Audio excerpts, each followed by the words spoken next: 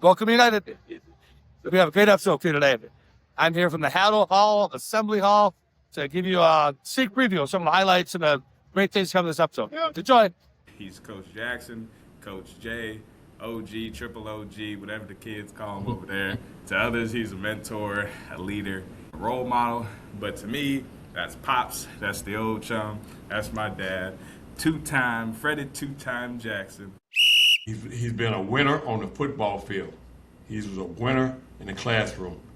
He's a winner in the community. And he's chased greatness and caught it. That's a Michigan man. What you've been able to do at the University of Michigan. This is now the 7th different staff you'll be a part of. To the people that don't understand, that's like the unicorn in college football.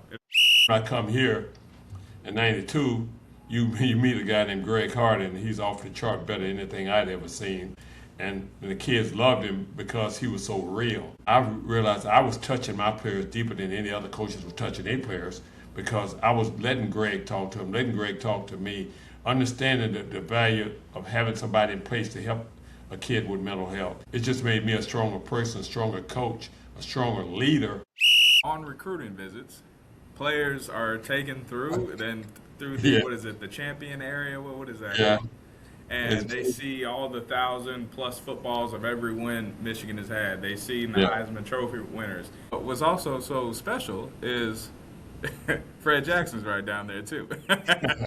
And he's also still coaching day in, day out.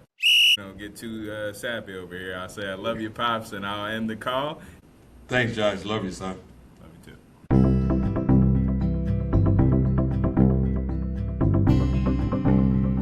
You ready? I'm ready to roll. All right. I'm ready. I'm psyched. I'm ready to roll. All right, here we go. Okay. All right. Hello, everybody, and welcome to United with Big Team at Indiana University. I am your host, Josh Jackson, and today we have a very special guest. However, due to his affiliation, we're going to switch up the intro a little bit here today. So, ladies and gentlemen, it is my honor and pleasure to introduce a man whose legacy is on leadership, love, and compassion, and an unwavering commitment to excellence.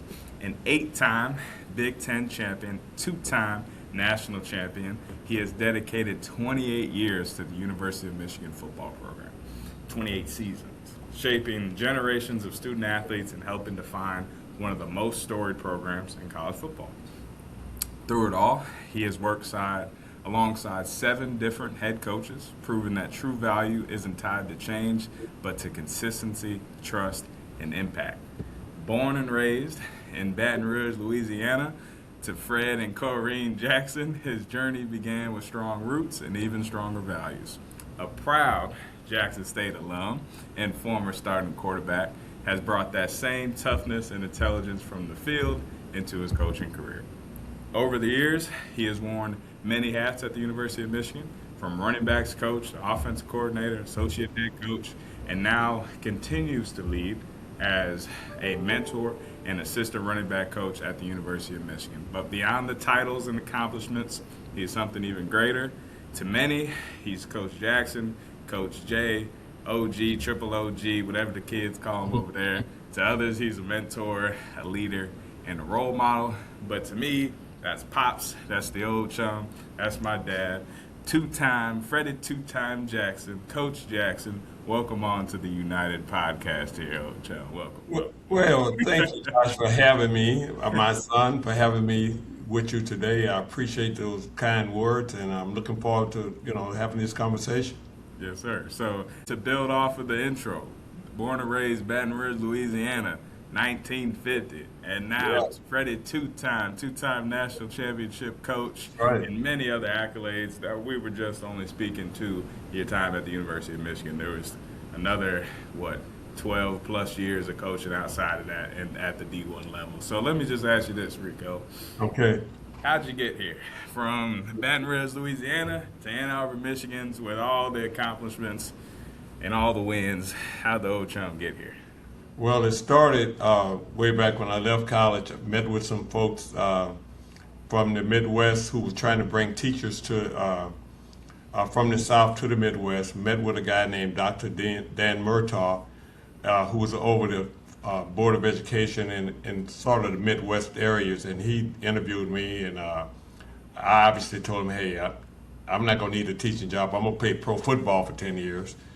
And I bumped around a little bit, and that didn't work out, so I reached out to him, and he got me in touch in Flint, and I coached a young man by the name of Rick Leach, who was the first quarterback ever to start as a true freshman at Michigan, but that connection came through a guy by the name of Bo Schembechler.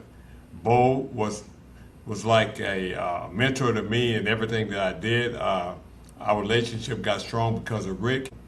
Had him as a starting quarterback for 4 years, and I went on to coach at Toledo in Wisconsin. And when I was at Wisconsin, Bo offered me the job as a receiver coach in 1985. I didn't take the job because I was offense coordinator at Wisconsin.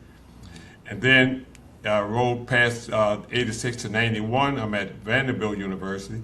Bo calls me and tell me that, hey, Fred, we were off your job once. I'm off your job one more time. This is the last time. You don't take it this time, I'm not going to offer you another job. So talking to my wife, your mother, she says, hey, Bo have done so much for you over the years, maybe it'd be a good idea if you go ahead and take that job. I didn't want to take the job, Josh, because I had a second team all SEC quarterback that I was coaching, and we had the best year at Vanderbilt I've had in years. So I didn't really want to do it, but because of the push and the understanding that, hey, man, Michigan is the place you eventually want to be at. So I jumped on it, and because of Bo, I took the job. Yeah, it also sounds like Mama Jackson had some strong influence. Yeah, strong influence. And she's been, it's probably why I've been married for 43 years. She has some strong influences throughout my life. Indeed, indeed. No, that is awesome to hear. Those two great names, especially in association with Michigan football. Yes. But then you touched on it a little bit, Pops, of being at Toledo, being at Vanderbilt, Wisconsin, obviously Michigan. You were at also South Carolina, the Naval Academy, Purdue. Who am I missing? No, 7 times we moved in 12 years. We moved from Toledo to Wisconsin, from Wisconsin to the Naval Academy. From the Naval Academy, we went to South Carolina. From South Carolina, I went to Purdue. From Purdue, I went to Vanderbilt. And from Vanderbilt, I came to Michigan. 7 times in 12 years we had to move. So, with that, with the coaches that could be watching this, or future coaches, right, or people that just may be associated with coaches, especially when we talk about student-athlete mental health and the big team, IU big team of more sport and performance psychology. Yes. So, what, with this new age of college sports, right, and NIL, and just how that has shifted from you starting to coach in the early 80s at Toledo to now going into 2026 with season 28 with the University of Michigan. Yeah. What is your advice to manage the highs and lows of the career, depending on 18 to 23-year-olds? Well, the number one thing you got to do is you got to be able to recruit. And I'm going to tell any young man that if you can't recruit, you can't last in this profession. And then on top of that, you're going to have to be an excellent coach. You got to be able to put them together. So how do you do that? The guys you recruit got to be guys who you know that can fit within the system in which you're in. And also got to be guys who's high character, guys who's willing to put in the work. You know, a lot of kids right now, there's a sense of entitlement that goes on.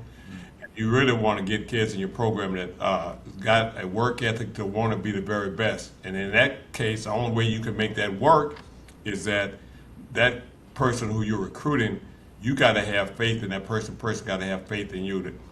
And if that person don't believe in you, you got an uphill battle. So you got to recruit people that you know that's high character, that's willing to work and do the things that's necessary to make them successful. And in the recruiting process, you got to learn all these things, because once you get them on your campus, it's too late. So I'm telling them the recruiting process is so important, but the type of kid you recruit for that program or that offense or that defense has to be genuine to a point to where you know that they're going to listen to you, they're going to buy into what you're saying, and it's not going to be a difficulty in terms of you just getting them to buy in. And just all you got to have them do is to have the work ethic to be successful. And that's what I'll tell any young guy who wants to go in this profession. Yeah. So to that though, because I mean you've recruited first rounders. If I'm remembering right, Jake Long was what pick in the draft? Yes. Number one pick in the NFL draft as a lineman, only one in Michigan history, I might add. Yes, I remember. Yes, Right. So, and then obviously having a couple first round running backs. yes, Um, three to and be then exact. yeah. So what I'm getting to though is like you speak to kind of the character, the personality of the kid, and obviously doing this for over 40 years. Yeah, What do you think are indicators of that? Like when you think like, hey, like I'm thinking of Mike Hart, and you're going out in New York and going yeah, on to, if I'm remembering right, grew up on a reservation, right, and then right. seeing and trusting in him to then Hmm. start as a freshman and be a 4-year starter in Michigan. Yeah. So, what does a coach got to look for? What do you think he needs to see in a young man to have that faith and that trust, especially now with NIL, to then commit some dollars behind that too? Again, what I try to teach, and even in today's age, okay, what are you looking for? Most of them will tell you, I want to play in the NFL. Okay, do you want to be developed and go somewhere that you're not going to be developed, but you're going for more money, or do you want to be developed? Why development? Development is so critical because of the fact that once you get into the NFL, that's not where the money comes. The money comes once you get that next contract. So if you haven't been developed in the process, you may go in making decent money, but your big money, because you haven't been developed, you don't make it because you don't get to that second contract because you haven't been developed. So it's all about development, and you're selling the fact that you've had guys go before them that you have developed. I've had guys come in that was a receiver 1 year, Anthony Thomas, 2 years, and only a running back 1 year, end up being the first pick in the second round. I've had guys come in who was first rounders who came in as high hurdlers and stuff like Chris Perry, more of a track guy than a football guy. But you got to have evidence-based things that you have done that show that you can develop young men. And when you're teaching, and they know that you couldn't develop it, they have another sense of listening.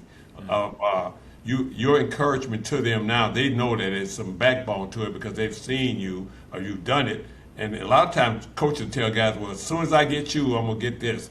We're gonna get better at that." Well, I'm one of them coaches who believes that I've got things to show you where I've developed people, Right. and when you can show it, your development process, and that kid, then that's when you really win the kid over, and his work ethic. It's going to change because the development piece, not just in college, but you're letting them know that you're going to get him ready to get to that second contract through development. And I think that's critical. Yeah. And it's like their overall mindset of like, are they coming into this space thinking that shoot, I'm already Billy Badass and Yeah, I don't need to that's right. develop or improve, or is it kind of in the psych world of thinking, is it taking a growth mindset into these 3 to 4 years, knowing that I'm going to have to continue to get better through an extra couple years to then get that second contract as well. So that's like Yeah, yeah, I understand that because a lot of guys come in here, they think the sun rises and sets in them, and those guys, if they don't take on the right attitude in terms of accepting coaching, then you may hear of this great guy coming out of high school and never hear about him again. right. But now, once a kid just, understands and know that, hey, I can and I will and I must be developed more in order for me to be successful at that next level, then that kid, you can reach him because of the fact, again, I've shown this kid that I've done it before. I've shown the kid how the development piece was allow a guy to play 8, 9 years in the NFL as opposed to not being developed. So it's a double-edged sword sometimes. The kid thinking that he's there, and it takes you a year or two to get that out of him, let him see that he's not before he decides to accept your coaching. And that have happened to me here at the University of Michigan with a couple backs. But after they realized their way wasn't good enough, they had to listen to my way. And I'm not trying to say like I'm a guy who's you got to do everything just the way I'm saying, but most of the things I say you better do it. But I do know. Yeah, indeed. So you make me think of another question I have for you. So Okay. I'm gonna pivot a little bit here. Now, All right. I'm not gonna ask you who is your favorite or best back. I'm not gonna ask you that question. Yeah, because I'm not going to answer that. That I do know.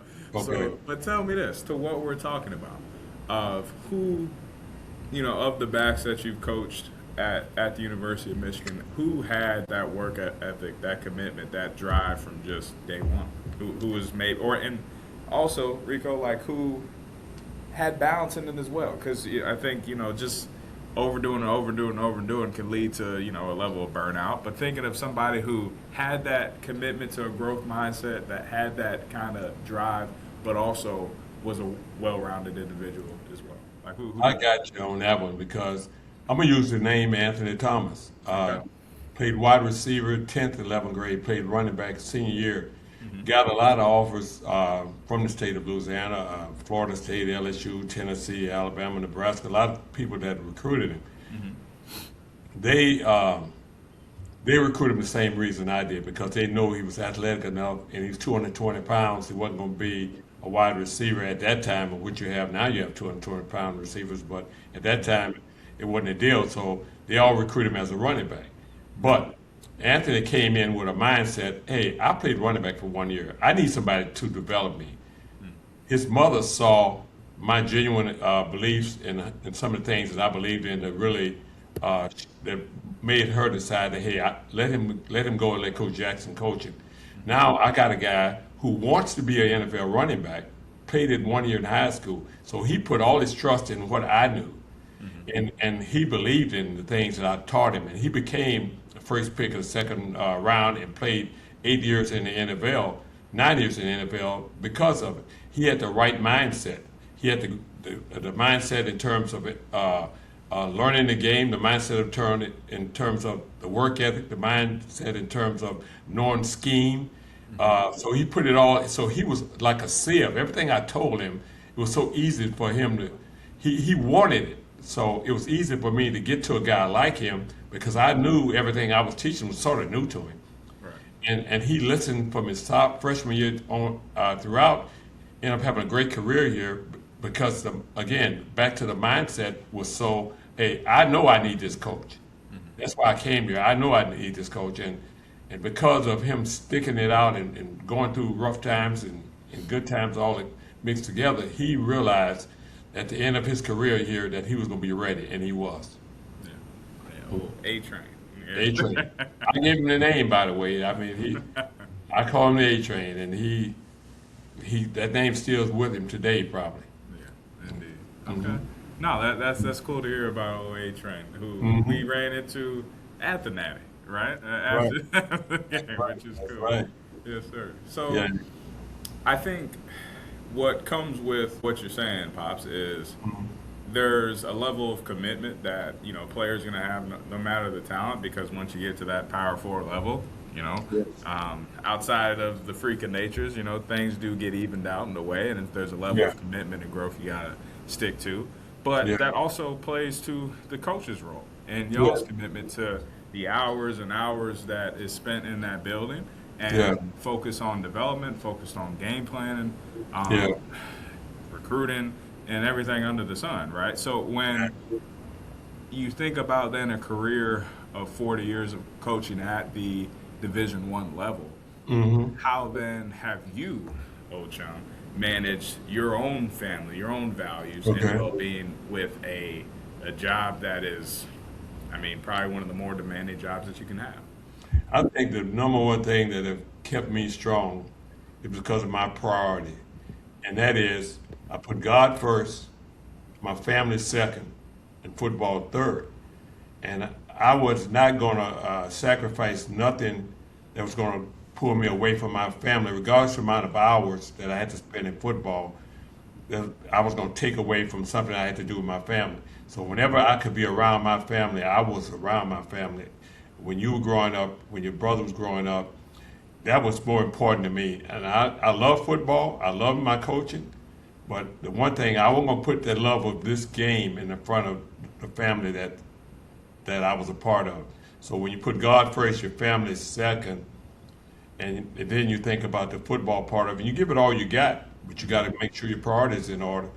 And nobody meant more to me. And any my former players would tell you, I always spoke of my family. Nobody means more to me than my family. And I wasn't going to allow this game to deter from what my beliefs were.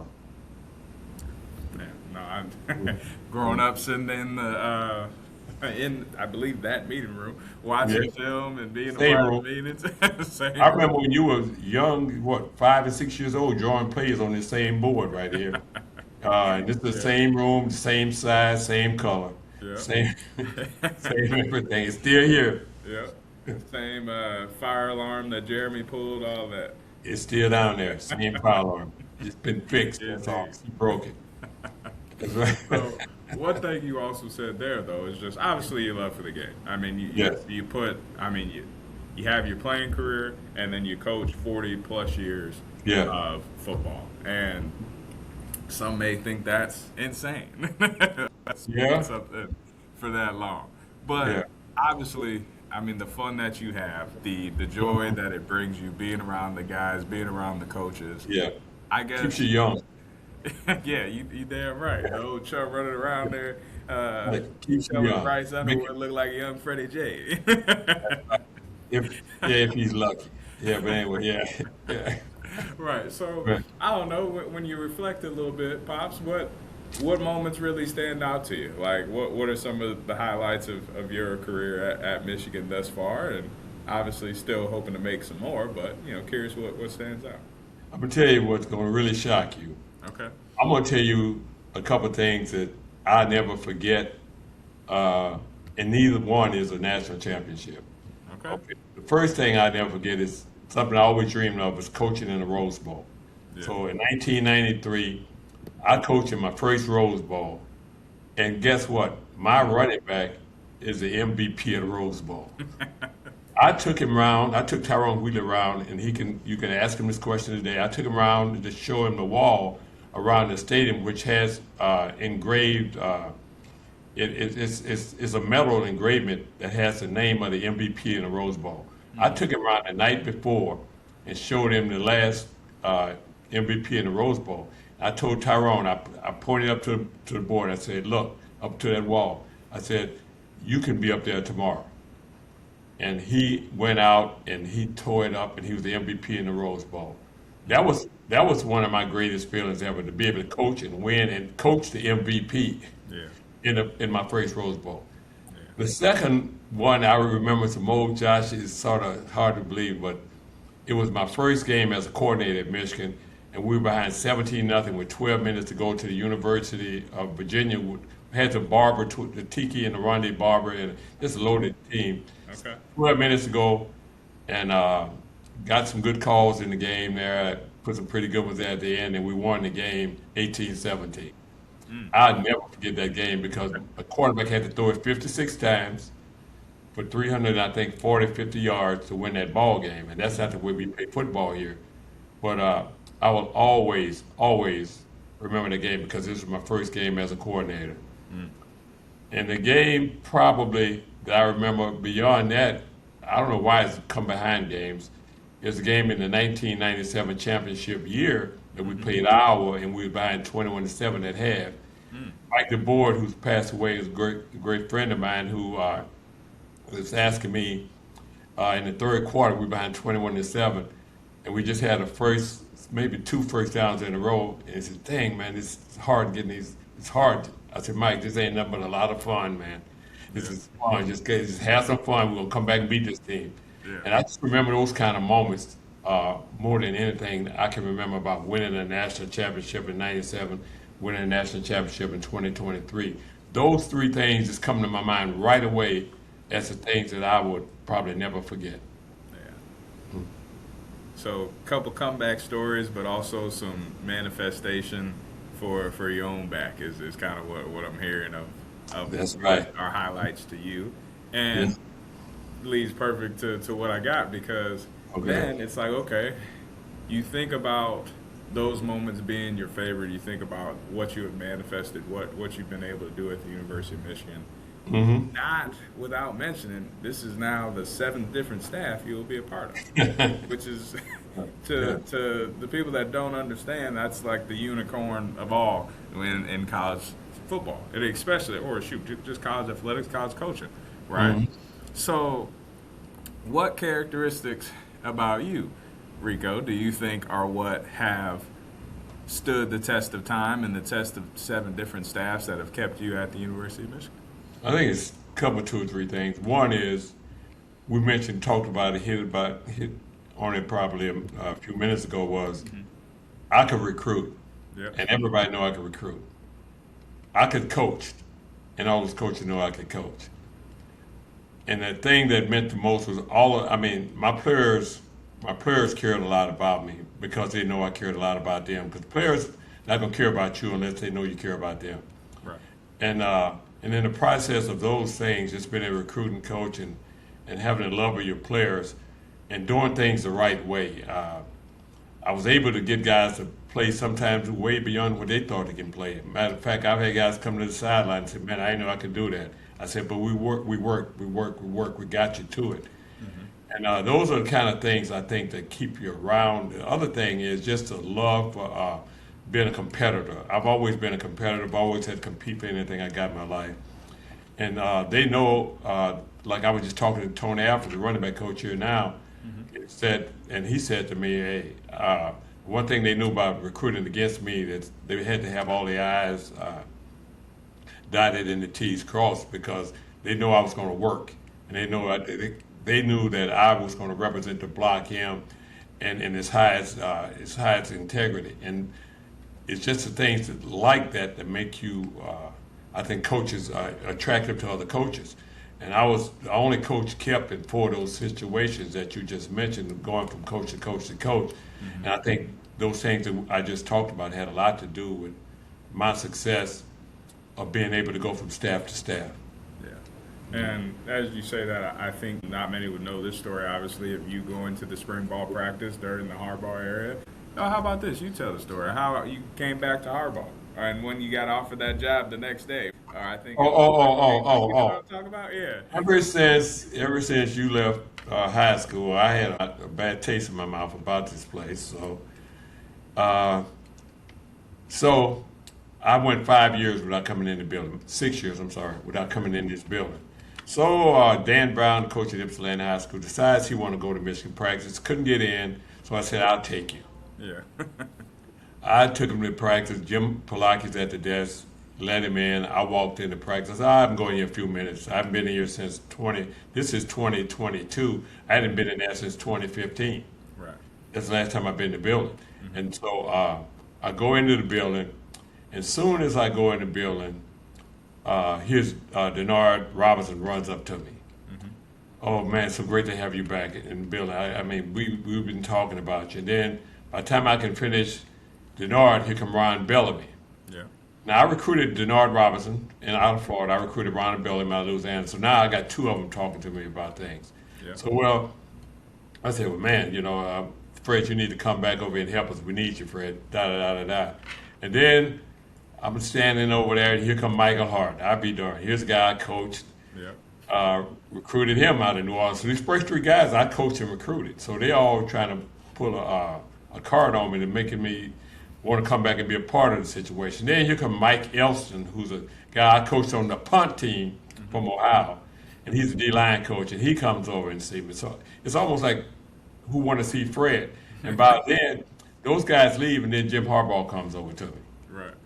And we talked a few minutes, and I told him why I hadn't been back, and I told him about my discontent for what happened in terms of you.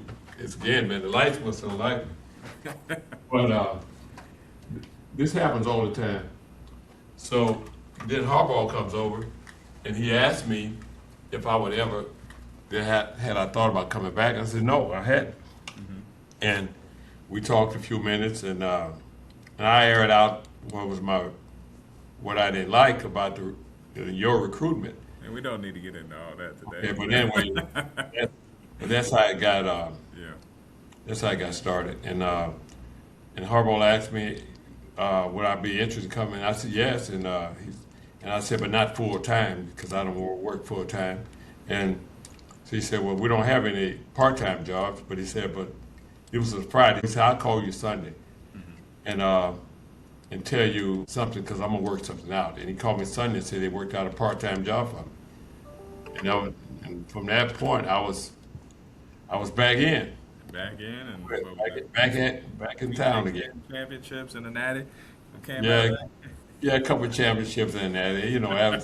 It's one of those things that happened when I came back. Glad to be a Indeed. part of it. Glad to be a part of it, Josh. Indeed. So I think that's right. Yeah, Mike Hart, Ron Bellamy, Denard, those guys. Yeah, When you're at practice, two of those guys were also my babysitters. Right. yeah, that's right. It speaks to like what you said, the level of care that you have shown your players, and when you think about the reality of college athletics, like some kids are, like you said, Denard coming from Florida, Bellamy coming from Louisiana, Mike Hart out of New York, Yep. and you think about that adjustment and the support that a coach can provide, but there's also the reality there's only so much you can do, right? So when you think about when you started from University of Toledo and now to today, and just the support and the resources that are available for student athletes, and especially around just mental health, because Yeah. what has happened just Man. recently at within the team. So Yeah. curious, what have you noticed since you first started coaching, but then to now in regards to the support that the athletes get with student athlete mental health? It's night and day difference. When I started coaching, I don't even know if they even talked about mental health in 1980, 81, 82. I mean, I don't think I really got into hearing people say anything about mental health until 1988 when I was at Purdue. We had a kid who had some incidents, and he kept having the same thing happen. And Fred Akers, who's the head coach, had been the head coach of Texas for a long time, head coach at Purdue, and I was the offense coordinator at Purdue at the time. And this kept coming up, so he said, we got to get this kid some help. And we had nothing at Purdue in line to help him. So he went out to some private sector and got the help of this young man himself. And that's when I started really noticing in 1988 that the need for mental health was so important.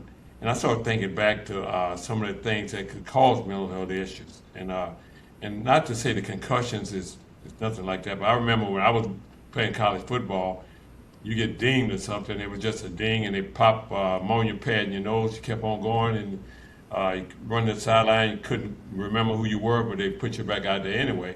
Right, back in the 70s.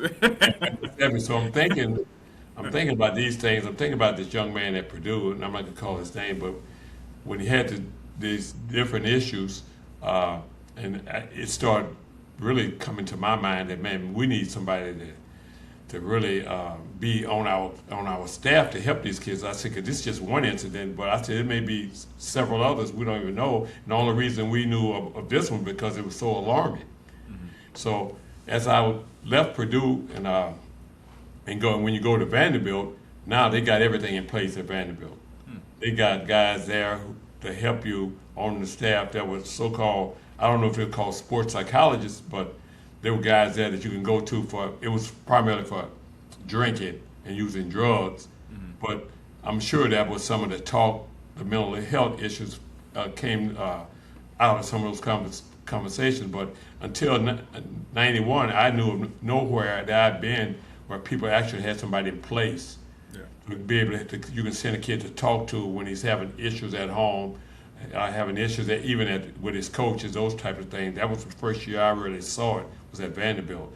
And then when I come here in 92, you meet a guy named Greg Hart, and he's off the chart better than anything I'd ever seen or heard of. And the kids loved him because he was so real and he could relate to them. And I would throw out a couple of names like Desmond Howard, who would not have won a Heisman Trophy, in my opinion, without Greg Hart. And guys like Tom Brady, who would not have stayed at Michigan had it not been for guys like Greg Hart. So the need became, as the years went on, seemed like to me the need of mental health help from be it a sports psychologist or however you look at it, was so great. It makes you think about all the years that it should have been you should have had something in place, you didn't have it. What happened to those people? Yeah. So Greg Harden made me see things totally different than what I had seen. He actually taught me that, man, if you don't get the mental part of this kid, you don't have the kid. And he taught me that in my first year here, and I started thinking and listening to him And I realized I was touching my players deeper than any other coaches were touching their players because I was letting Greg talk to him, letting Greg talk to me, understanding the value of having somebody in place to help a kid with mental health. And it just made me a stronger person, a stronger coach, a stronger leader because the kids know they can come to me and they know I would recommend somebody who can help them. So that's how I've seen it change, Josh. It's just night and day difference from 91 from the time I started in 1980. Yeah, no, and obviously awesome to hear you speak on G, who, for those who don't know, Greg Harden worked at the University of Michigan for over, close to 30 years? Over 30 years. Over 30 years. Within their athletic counseling team to really just developing their whole program, right? And then now, obviously, with G passing, they have a very strong team there as well with their performance psychology and wellness services. And you see that now at more like when I went to Virginia Tech and was able to talk a little bit, like they have a team now. So it is really cool to see that it is a growing field and yes, it is. Because of the recognition too of just the need. Yeah, because Greg was a rock star. You know, I mean, I don't know nobody who ever talked to him. I've never heard one kid say he didn't help him. Yeah. Whoever went there, I'm gonna use one name, Chris Perry, who was one of my running backs who had different things happen. And I promise you right now, no Greg Harden, no first round for Chris Perry. Or Doak Walker as well, right? Doak Walker. He also Doak Walker, you're right. But I mean, that's how powerful having somebody who can help to reach things as a coach you can't reach, because they got. And me, I had no background of helping anybody mental health, and I don't care. I don't have it now either. But to have people in place to do it, it's a tremendous asset to our student athletes. And going back to what you said with Mike, with Bellamy, and thinking about your impact, thinking about the connections you've made there over the past, 28 seasons with U of M. I think that speaks to you being a Michigan man and to what a lot of people might not know with that M ring, and just to the joy that you have of not only being able to be there for 28 seasons, but throughout that, you got to have the same house, you got to coach your son, you got to it's still the same 8-minute drive to work, not much has changed. Nowhere to go, man. That Michigan man stuff is deep now. A lot of people ask me, what is a Michigan man, And the first thing I tell them, I said, that ring, first of all, that you get means more than anything, but the Michigan man himself is a person who chased greatness, but he caught up to it. He's a guy who, when you think about the academic institution being one of the top academic institutions in the country, and it still is, you've got a degree from it. You think about some of the internships and the different things that he's done to improve himself after his degree. He's been able to go and do those things. He's been a winner on the football field. He's a winner in the classroom. He's a winner in the community. And he's chased greatness and caught it. That's a Michigan man. Yeah. And that's why that ring that I don't have it on, I'm sorry, I don't have it on now, but if I'm aware, I got championship rings galore, you know that, but it's nothing means more to you as a coach or a player than wearing a Michigan ring, because it represents some of those things I just mentioned. Indeed. So now, what I want to take from that, right, being a Michigan man, having the M ring, is reflecting more on the journey, right? So if I got it right, you are one of the 10 coaches on the Wall of Fame? It's 10, I think. 10? And that means you were there for over 20 years with the team? Yes. So on recruiting visits, players are taken through what is it, the champion area? What is that? Yeah. And they see all the 1,000+ footballs of every win Michigan has had. They see the Heisman Trophy winners. They see who knows what was in that crazy museum that they have down there. But a lot of stuff down there now. A lot of stuff. There's a lot of things down there. Right. Yeah. But what's also so special is Fred Jackson's right down there too, and he's also still coaching day in, day out. So when you think about the reality of like, wait, oh, like a recruit saying, oh, that's him. So that means that not only did you get your roses, but you get to smell them too, right? And I guess that's a great feeling. When they had the banquet that night, I don't know if you remember this, but I didn't go to the banquet. Your brother went to the banquet. I went to your game. yeah, But when I saw the bus, just to see a bus of yourself and to see it where other people walking around in the room and you're walking with recruits and little kids look up there and say, "That's him." yeah, That's pretty cool stuff. I mean, like you say, and then they come over, they want your autographs and stuff like this, which is always cool. But just the fact that like you said, you've done some good things. You've done it the right way. People recognize you and appreciate you, and that to me, that's just another legacy of being a Michigan man, I guess.